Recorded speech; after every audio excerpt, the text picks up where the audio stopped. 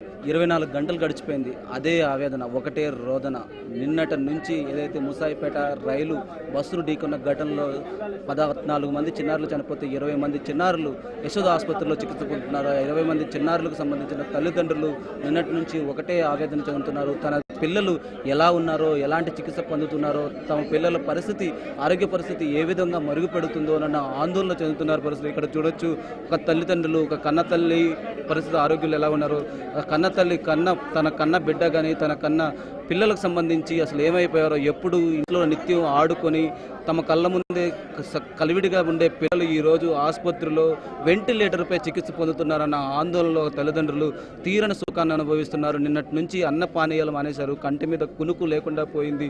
తమ పిల్లలు ఎలా ఉన్నారో, ఏ సమయంలో ఎలాంటి ఆందోళన వార్త వినాల్సి ఉంటుందో అని చెప్పేసి ఆ తల్లిదండ్రులు తీరని ఆవేదన చెందుతున్నారు. తీరని శోకంలో ఇక్కడ ఉంటున్నారు. దీనికి సంబంధించి మనతో పాటు తల్లిదండ్రులు ఉన్నారు. వాళ్ళని అడిగి తెలుసుకుందాం. నా బిడ్డే, నా మన్మరాన్లు ఇద్దరు, నా మనడొక్కడు, నా మనిషిన మన్మరాలు చచ్చిపోయింది.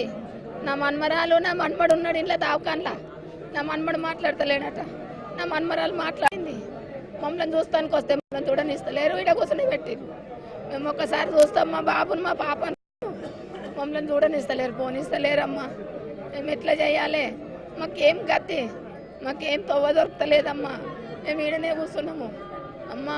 ఆసుపత్రికి తమ పిల్లలు చూడడానికి వచ్చిన వారిని చూస్తుంటే ఒక్కొక్క హృదయం ఒక్కొక్క విషాద ఘటన అని చెప్పుకోవచ్చు. ఎందుకంటే ఒక అమ్మమ్మ మాట్లాడిన పరిస్థితి మనం గమనించవచ్చు. తన మనవరాలు చనిపోయింది, తన మనవడు ఆసుపత్రిలో చికిత్స పొందుతున్నాడు. అతనికి ఎలా ఉందో లేదో తెలియదు, ఇప్పుడు మాట్లాడటం లేదు. ఒకసారి చూసినప్పటికీ కూడా ఎలాంటి పరిస్థితి మాకు తెలియడం లేదు అని చెప్పేసి ఆమె చెప్తున్న వైను మనం చూస్తుంటే అందరూ హృదయాలని కలిచివేస్తుంది. ఇక్కడ కన్న తల్లిలు శోక గర్భాన్ని చూడవచ్చు. ఎందుకంటే వీళ్ళంతా కూడా నిన్న మధ్యాహ్నం నుంచి కూడా ఇప్పటి వరకు అలా ఏడుస్తూనే ఉన్నారు. తమ పిల్లలు ఆరోగ్య పరిస్థితి ఏమైపోయిందో, ఏ సమయంలో ఎలాంటి ఆందోళనకర వార్త వినాల్సి వస్తుందని చెప్పేసి ఏడుస్తూనే ఉన్నారు. వాళ్ళని అడిగి తెలుసుకుని చెప్పండి.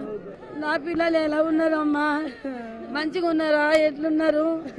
సేమ్ ఉన్నారా? బతకరా? ఏ విషయం చెప్పండి నాన్న.